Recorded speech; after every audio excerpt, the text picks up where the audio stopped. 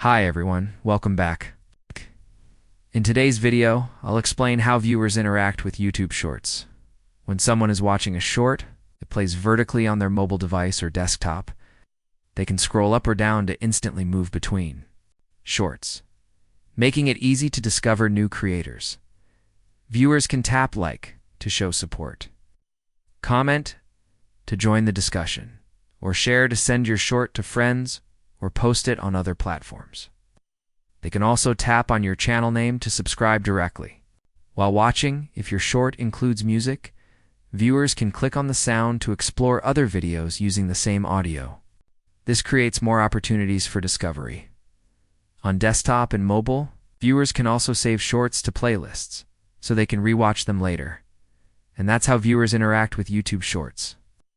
Thanks for watching, and I'll see you in the next one.